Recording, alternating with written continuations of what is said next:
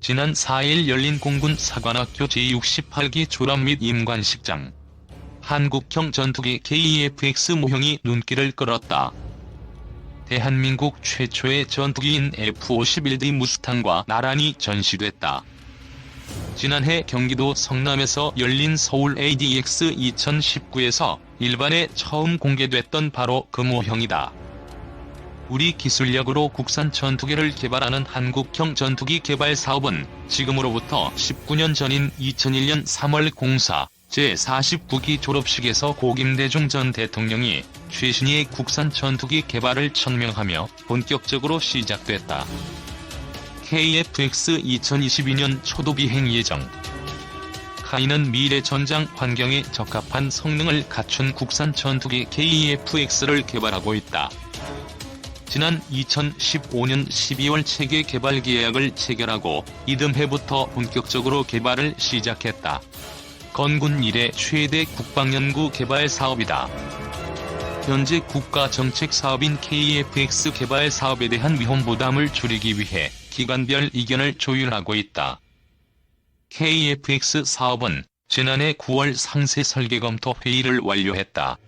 CDR은 개발 과정에서 가장 중요한 절차다. 상세 설계 결과를 확인하고 비용 일정 위험 범위 안에서 시제기 제작이 가능한지를 공식적으로 확인한다. CDR을 통과했다는 것은 설계한 도면대로 실제 항공기를 제작해도 된다는 뜻이다. CDR을 통과함에 따라 KF-X 사업은 시제기 제작 단계로 진입했다. 시제기는 항공기가 실제로 비행하면서 완전하게 성능을 발휘하는지를 확인하기 위한 개발용 항공기다. KF-X 사업의 경우 지난해부터 시제기 전방동체에 사용하는 주요 부품인 벌크헤드 가공이 시작됐다. 현재 기체 조립에 사용할 주요 부품의 제작이 진행 중이다. 주익, 전방동체와 후방동체 조립이 시작될 정도로 개발은 순조롭게 진행되고 있다. KF-X 시제기는 총 6대를 제작하며 하반기부터 최종 조립을 시작할 계획이다. 내년에 최종 조립을 마친 CJ1호기를 출고하고 KF-X의 위용을 일반에 공개할 예정이다. 완성된 시제기는 2022년 상반기에 처음 하늘로 날아오를 계획이다.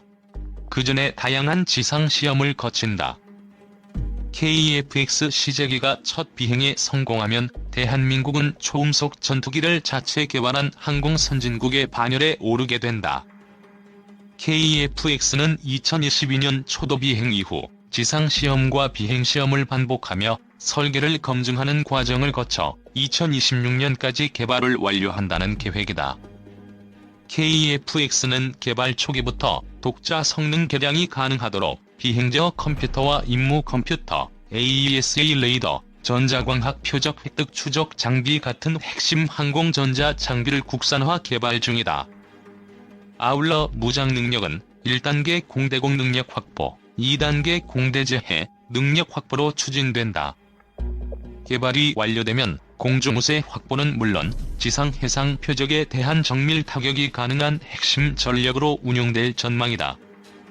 LAH는 한국군의 미래 전장 환경을 고려한 군의 요구 성능에 부합하도록 개발되고 있다. 카이는 2015년 6월 LAH 개발에 착수했다. 2016년 8월 기본 설계, 2017년 11월 상세 설계를 마치고 2018년 12월 CJ1호기를 처음 공개했다. 지난해 7월에는 CJ1호기가 초도 비행에 성공했다. 이후 본격적인 비행시험 단계로 진입했다. 2022년 말까지 LAH 비행 성능과 무장 운용 능력을 입증하기 위한 시험을 중점 실시한다. 주임무 중량 상태에서 비행 속도, 상승고도, 제자리 비행고도 등 군의 요구도에 부합하는 성능을 입증하는 초도 시험 평가와 장착된 무장 발사 능력 입증 위주의 후속 시험 평가를 거쳐 개발을 완료하게 된다. LAH는 군의 미래 전장 환경을 고려해 설정된 군작전 운용 요구 성능에 부합하도록 개발되고 있다. 공중광석 부대 엄호, 위력 수색 등이 주임무다. 후방에서 적을 탐지하고 제압할 수 있도록 사격 통제 컴퓨터와 공대지 유도미사일을 탑재하고 있다. 무장 운용 능력을 위해서는 20mm 기관총, 70mm 로켓을 장착하고 있다. 미사일 경보장치와 레이저 경보 수신기를 장착해 적미사일로부터 회피 확률을 높이고 방탄 조종석과 내탄 연료 탱크를 적용해 조종사의 생존 가능성을 향상했다. 이외에도 헬기 조종에 디지털 컴퓨터 기술을 적용했다. 기상 악화 시 조종사가 계기를 참고해 회피할 수 있도록 계기 항법 장비와 디지털 지도를 탑재했고, 조종사가 직접 조종을 하지 않더라도 사전 입력된 데이터에 의해 헬기 스스로 비행이 가능토록 하는 내축 자동 비행 조종 장치를 탑재해 비행 편의성과 생존 확률을 높였다. LAH는 이처럼 첨단 항전 장비와 1032마력급의 신형 엔진을 장착해 현재 육군이 운용 중인 무장 헬기에 비해 한층 업그레이드된 무장 능력을 갖춘 헬기로 개발되고 있다. 앞으로 육군의 항공 전력 강화에 일조할 것으로 전망된다. KF-X와 LAH는 단순히 공군과 육군의 노후 항공기를 대체하는 국산 항공기 이상의 의미를 지닌다. 독자 개발한 전투기와 무장 헬기는 자주 국방 달성과 기술 선진국 진입의 증표이며, 나아가 국가 경제 발전과 일자리 창출에 기여하는 미래 신성장 동력으로 항공산업이 도약했다는 의의를 갖는다. 카이 관계자는 자주 국방을 통한 안보 강화와 수출 산업화로 항공산업 발전을 견인하겠다는 사명감으로 KF-X, LAH 개발 성공을 위해 최선의 노력을 다하고 있다라고 말했다. 미전투기까지 대놓고 견눈질 KF-X 파트너인이 수상하다. 한국형 차세대 전투기 공동투자 개발국인 인도네시아가 이번엔 스텔스 전투기인 미국 로키드 마틴사의 F-35를 도입할 뜻을 피력했다. 예산 부족을 이유로 KF-X 사업 분담금 지급을 미루면서도 다른 나라 첨단 무기에는 또다시 끊임없이 관심을 보이는 이 같은 행태를 놓고 인도네시아가 KF-X 대신 다른 마음을 품은 것 아니냐는 시각이 상당하다. 영국 군사 전문 매체 제인스 360 등에 따르면 사티와휴 트랭고노 인도네시아 국방차관은 18일 CNN 인도네시아와의 인터뷰에서 현재 미국과의 정부 간 협정을 통해 F-35를 구매하는 방안을 고려하고 있다고 밝혔다. 희망하고 있는 러시아의 수-35 플랭커 2 다목적 전투기 도입이 미루어지자 차선책을 생각했다는 것이다. 트랭고노 차관은 수-35 도입을 포기하진 않았다면서도 난관에 부딪힌 건 사실이라고 말했다. 인도네시아의 F-35 도입 계획이 알려지자 방산업계에선 인도네시아가 다른 나라에서 KF-X의 대안을 찾으려 한다라거나 다른 나라 전투기에 입질하면서 KF-X의 분담금을 깎으려 하는 것 아니냐는 우려가 나온다. 현재 인도네시아가 재정 문제를 들어 KF-X 사업 분담금 지급을 미루고 있기 때문이다. KF-X와 F-35는 각각 4.5세대와 5세대 전투기로 체급이 다르지만 F-35 도입이 현실화되면 KF-X 도입에도 영향을 미칠 수밖에 없다. F-35의 대당 가격은 최소 8천만 달러로 추산되는데 한 개 대대 규모로 약 20대를 도입한다고 보면 16억 달러 이상이 소요된다. 2019년 한 해 인도네시아 국방 예산이 75억 3천만 달러라는 점을 감안하면 이 중 20%가 넘는 액수를 F-35 도입에 쏟아 부어야 한다는 의미다. 인도네시아 정부는 KF-X 전체 개발비 8조 5천억 원 중 20%에 해당하는 1조 7천억 원을 부담하기로 했지만 지난해 초까지 2,200억 원만 내고 분담금 지급을 중단했다. 인프라와 인력 개발에 예산 지출을 우선시하다 보니 분담금을 지급할 여력이 없다는 게 인도네시아 측의 설명이다. 그럼에도 인도네시아는 다른 전투기 도입의 가능성을 열어놓고 있다. 지난 1월 프랑스 매체들은 프라보워 수비안토 인도네시아 국방장관이 무기 구매 협상을 마무리하기 위해 프랑스를 방문했다고 보도했다.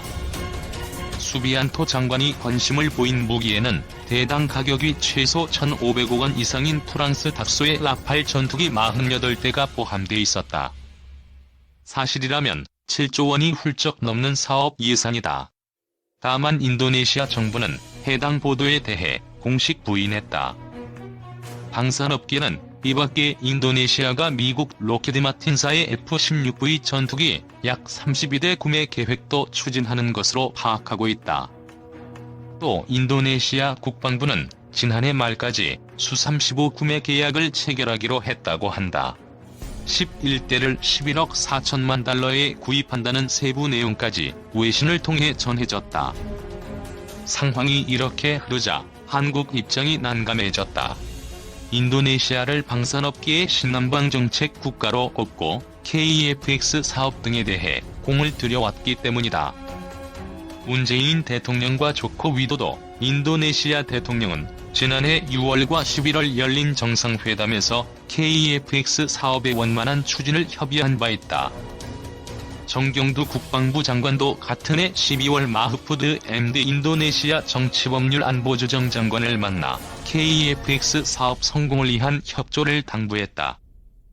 방산업계에선 인도네시아의 이중 행보를 정부 차원에서 엄중하게 인식할 필요가 있다는 지적이 나온다. 방산업계 관계자는 인도네시아가 단순 협상 차원에서 KEFX 분담금 지급을 미루고 있는 건지, 우리 정부의 KEFX 사업 성공 여부를 의심하고 있는 건지 등 실제 의도를 알아봐야 한다며, 그래야 우리도 플랜 B를 세울 수 있다고 지적했다. 인도네시아 국내적으로 조코 위도도 대통령과 프라보워 수비안토 국방장관의 불협화음이 무기 도입을 둘러싼 혼선의 원인이라는 분석도 있다. 정부 관계자는 인도네시아에서 공식적으로 KEFX 사업 지속 추진 의사를 피력해왔다며 분담금 납부 등을 놓고 꾸준히 협의를 이어나가는 중이라고 설명했다. 카이, 인니 KEFX 개발 분담금 1,320억 받아. 정부의 외교적 지원으로 인니 공동개발 정상화 KEFX 개발도 탄력받을 듯. 경남 사천에 본사를 두고 있는 한국항공우주산업이 2일 인도네시아 국방부로부터 KEFX 체계 개발 분담금 1,320억 원을 송금받았다고 밝혔다. 카이는 이번 분담금 입금을 통해 그간 제기된 인도네시아 KEFX 사업 철수 등에 대한 우려를 불식시키고 인도네시아 측 참여가 활발히 이루어질 것으로 기대된다고 했다. 지난해 9월 한인니 양국 정상회담 이후 인니 고위층 면담, KEFX 공동개발 협력 강화 방안 논의 등 한국 정부의 외교적 지원이 큰 도움이 된 것으로 분석된다. 또 지난해 말 인니를 방문한 안규백 국회 국방위원장 일행은 의원 외교를 통해 양국 간 방위산업 협력 강화에 대해 집중적으로 논의한 것으로 알려져 긍정적인 영향을 미쳤다는 평가다. 카이는 지난해 12월 6일 인니 현지에서 정부 인사를 대상으로 개발 공의회를 개최해 인니 PTDI사 카이 엔지니어가 공동으로 KEFX 개발 현황을 공유했다. 카이 관계자는 공의회를 통해 상호 간 신뢰 회복은 물론 KEFX 사업에 대한 인니의 참여 의지를 확인했다며, 인니와 지속적인 협력을 통해 KEFX 사업을 성공적으로 이끌 수 있도록 최선을 다하겠다고 말했다. 개발에 참여 중인 인니 엔지니어는 28명이었으나 공모회 이후 총 72명으로 증가했고 2019년에는 최대 150여 명의 엔지니어가 설계와 시제작에 참여할 계획이다.